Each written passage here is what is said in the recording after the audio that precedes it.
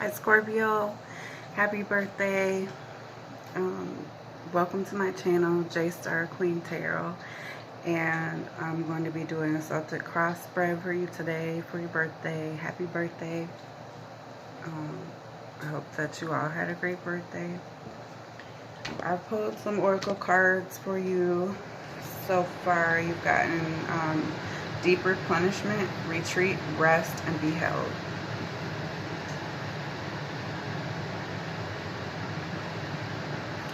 And you've also gotten trust your path. If you knew you would be supported, what would you do?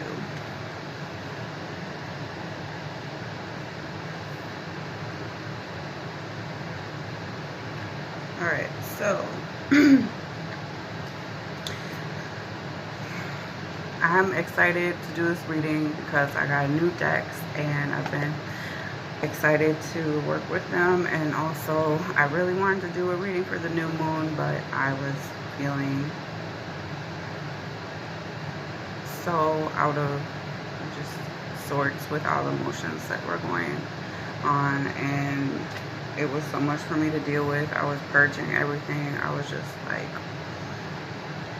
noticing what I don't want to deal with, who I don't want to deal with anymore, just certain attitudes from different people, and or just like things in general that I don't want in my life anymore. And it was so intense for me. Like, I feel like I've been taking a very passive approach with everything in my life lately, but this just put me into a whole different mode. Like, I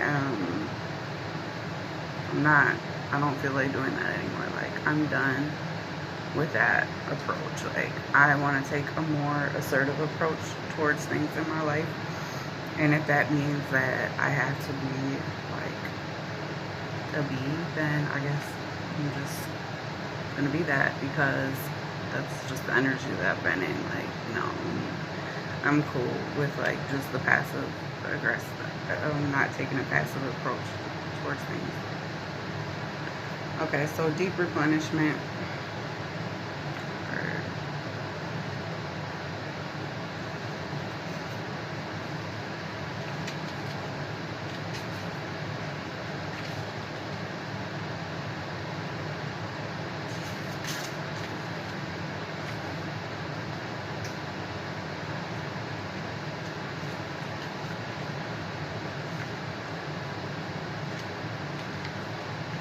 The most selfless thing you can do is to fill up your own inner well. When you are running around half filled, we subconsciously look to things and people around us to give us the nourishment and nurturing that we so deeply crave. Nothing can grow in barren lands. You are no good to anyone if you are running on empty. The feminine is bountiful, fertile, and rich. Tend to your own well and watch as the amount you have to give multiplies.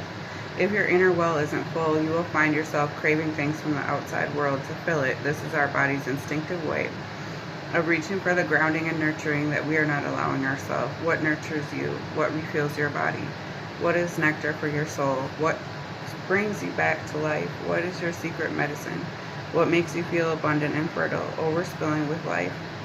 It may be gardening, arranging flowers, getting a massage, using luxurious essential oils, snuggling up on the couch, hiking, sipping a good coffee at your favorite cafe, attending a women's circle, reading about sacred sites, spontaneous bike rides, walking along the beach, or yin yoga. What nourishes you is your medicine. When you give yourself to the medicine that you need to be nourished, you nourish all those around you, for there's more than enough to go around. And trust your path. These cards are so cute.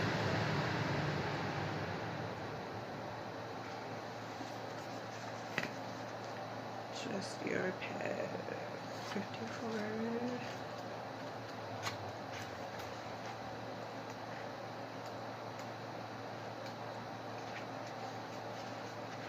The universe is conspiring. Keep facing your true north. Your job is not to pave the path, but to simply keep facing your true north and take one step after another. If you do this, you can't go wrong. The universe is conspiring. Don't waver or doubt. Use your heart as a compass and put one foot in front of the other. If you follow the invisible trail of what lights you up, you will light up the world without even trying. Most people don't follow the highest call of their soul because they are waiting to see the end destination before they take the first step. If you take one baby step each day, within a year you have taken 365 steps in your dedicated direction. If you want to write a book, write a page every day.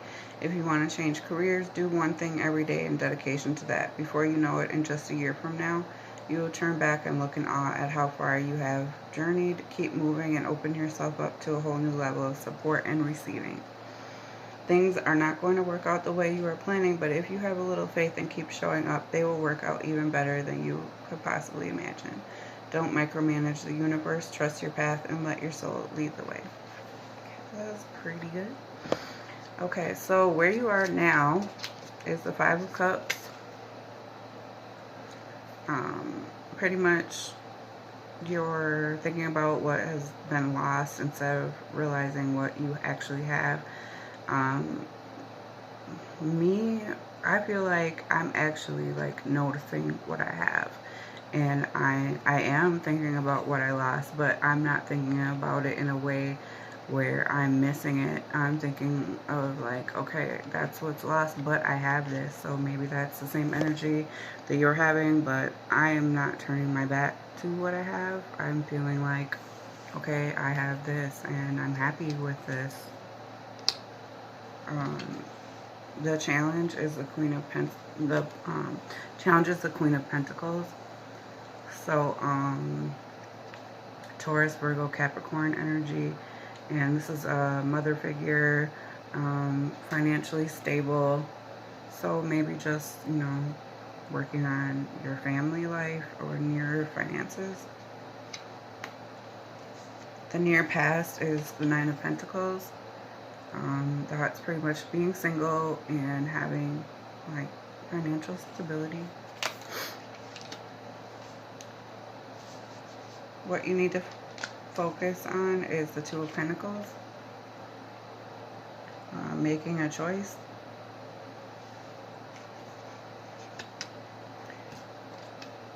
Your strength is the Ten of Wands.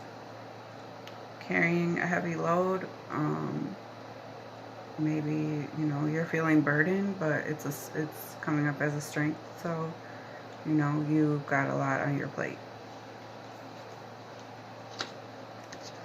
And the near future, the slight future, is the Hangman in reverse.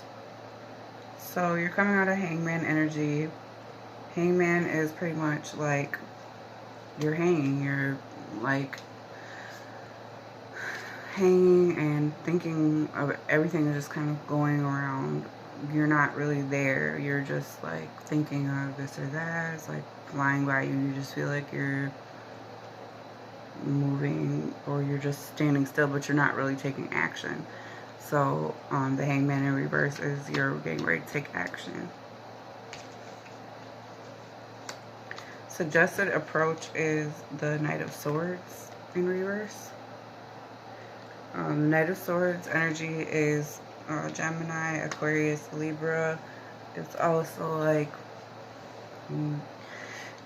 could be like truth, or not really like argumentative, but just like bring a truth. So maybe, it could be a harsh way. So it's probably just better that that's in reverse. So, you know, maybe you're dealing with a Gemini, Libra, or Capricorn, or Gemini, Libra, or Aquarius, and you, maybe that's a challenge for you, or you know, just to not have a quick tongue, to just trying to have a more peaceful approach, because the swords, they carry like truth, so could sometimes be harsh. And then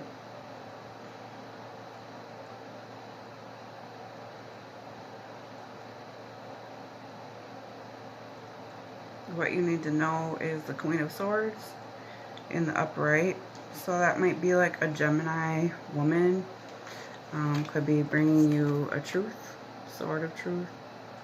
You know, that could, it doesn't have to be argumentative, but it's definitely like cut to the chase. Like, it's definitely very truth bearing. So, and this is a woman energy. What you need to know is the Queen of Cups, Scorpio, Cancer, Pisces energy. It's you, like, sitting in your power. Like, I'm the Queen of Cups here. This is me all day. Maybe you just need to know that you have all the tools that you need. You are the Queen of Cups. She's sitting there with her little cup of love, and she's just being herself. Just be yourself. What the obstacle of that is the Nine of Cups, wish fulfillment. Could be drinking. It's pretty much like someone who go out and buy the bar. Like, I got it, so hey. But that's the obstacle, or that's the outcome if you follow the advice of, you know, maybe not being so argumentative. Thank you so much for visiting my channel. Please like and share, subscribe my videos. And I'll pull from the Queen of the Moon Oracle. These are beautiful cards too. I'll pull 2 cards from here. Again, happy birthday, Scorpio. I had a beautiful birthday, my friends. My friend made some really nice steak dinner for me and came and hung out, spent the night over here. So I had a really cute birthday. Oh, 2 came out. Alright, cool. Realization. Oh, there's 3, but I'll just read them all. Change and pleasure. Alright.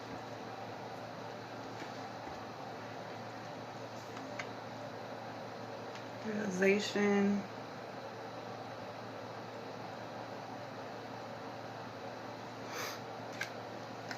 Change and pleasure.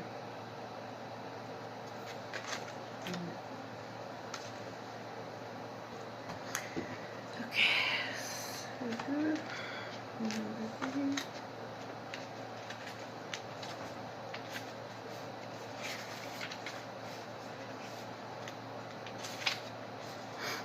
With the self-awareness comes realization. Knowledge is power. Self-examination of your role within the situation is important. I have timely self-awareness and act upon my realizations. As we move into the early waxing cycle, light begins to shine upon the shadows, illuminating what is. This is the beginning of a powerful process, realization. When we decide to really examine our lives without fear or favor, it can be hard. This is no doubt an act of courage. We might not like what we discover after all, yet without self-awareness and the will to act upon realizations, whether we perceive them as negative or positive, we do not get to change and grow. The realization that we have a pattern, a bad habit, or a behavior that is causing us pain is in powerful position. Even though we may feel worry and pain around this discovery, we can then take personal responsibility to change our situation. Since we know our current position, knowing ourselves more completely enables us to accept ourselves more readily and to dare to love exactly who we really are. I feel that because I'm really starting to do that myself. Like, I know there's a lot of people that are trying to tell me different things right now. You should be this way, or you should be that way. You should do this, or you should have been doing this. But you know what? Like, I'm really just being happy with myself. Like, I like myself, and I don't feel like I have to be what you think I should be, or I don't feel like I should be having to do what you think that I should be having to do. Like, I'm doing what I'm doing, and I'm happy with that. Like, I don't want to be a different person. How this person might handle a certain situation might not be the same that I do, but I'm happy with myself, and I'm liking that, so I would encourage you to do that too. Okay, so change.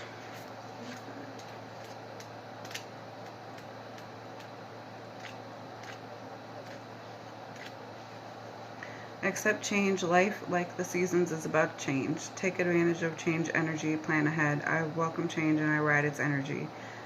One of the great truths in life is that change is constant. It is unavoidable and we can resist all we want, but nothing truly stays the same.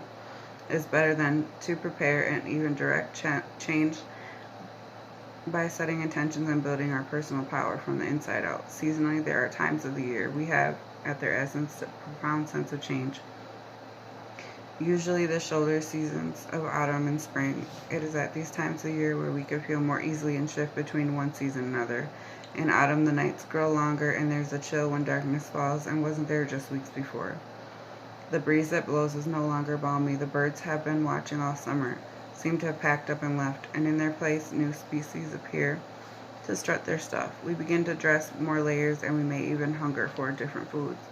All these are signals of change. In spring, it's all about waking up and warming up, and the opposite happens.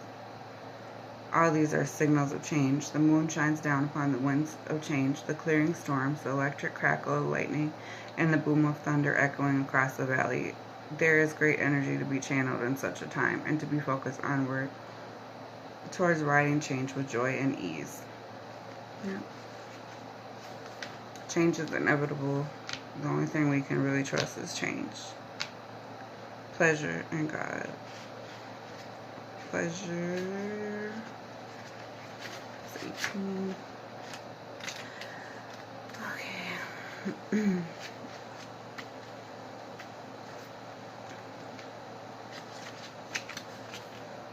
Are you taking life too insensitively or too seriously? The time has come to call in the pleasure of life. Seek lightheartedness at this time. Focus on what would make you happy. Schedule the activities you find pleasurable. I open myself to the pleasure of life. In our search for a better life, something happened along the way. We forgot how to find real pleasure in what we'd rather do than just divert it from the everyday. Life can be overwhelming, and our rational minds seem to need every available minute of our time to be able to cope with its demands. Pleasure has taken the back seat, or there's a pattern of it now forming destructive tendencies, such as binge drinking rather than simply having a wine or two with friends. A big part of pleasure is letting go. This does not mean surrendering or giving up. It simply means handing over all our administration stress and worries for a time and immersing ourselves in something joyful. When we don't allow ourselves to experience pleasure, whether in the form of laughter, play, sensuality, or the development of skills, we remain less than whole and feel wanting. No fun actually makes us dull indeed. Over time, we are much less effective in our emotional and work lives if we do not experience regular dose of pleasure. Our ancient ancestors knew the importance of pleasure in the forming of a healthy mind, body, and spirit. There are gods and goddesses dedicated to happiness and pleasures of life, such as Egyptian goddess Hathor. The temples of Hathor were a joyful place full of songs and beauty. There were even small temple placed in the honor outside other major deities, temples so that people could be in a happy and contented mental mood before entering to worship. The Egyptians clearly believed that having a positive or relaxed state of mind assisted in having a positive spiritual connection. Yes. Make time for fun, and I can understand that. I feel that. I am trying to do the same myself, because it's just, life can be too serious sometimes, and it's okay. You know, I'm, for the majority of the time, a more serious person myself, and I like that, but sometimes you just have to go out of your comfort zone and change it up once in a while. Well, thank you, Scorpio, and I hope you enjoyed my video. And if you haven't had your birthday yet, I hope you have a great birthday. And please check for my next videos. Thank you.